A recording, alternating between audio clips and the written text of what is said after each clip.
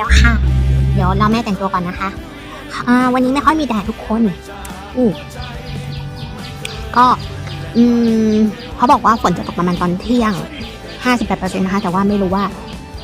จะตกแถวบ้านเราหรือเปล่าแต่ตอนนี้ก็ครึ้มอยู่นะคะก็ดีนะไม่ต้องใส่หมวกค่ะซิ ผมจะได้ไม่ฟูออกจากบ้านประมาณสักกิโลนะคะกิโลกว่าๆหน่อยก็ถ้าอากาศไม่ร้อนมากที่แรกว่าจะซื้อน้ำแข็งมานะคะเดี๋ยวดูก่อนเดี๋ยวไปเลือกตั้งเสร็จแล้วก็เดี๋ยวเรากลับมาทำงานศิลปะแล้วต่อนะ ยังไม่เสร็จเลยแล้วว่าวันนี้จะทำให้เสร็จนะคะแล้วก็เดี๋ยวตอนบ่ายๆค่อยย้อมผมให้แม่นะคะ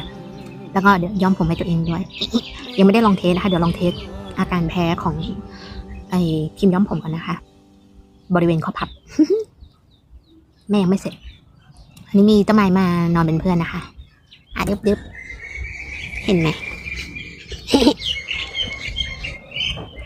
เดี๋ยวไปดูบรรยากาศค่ะเลือกตั้งเป็นไงบ้าง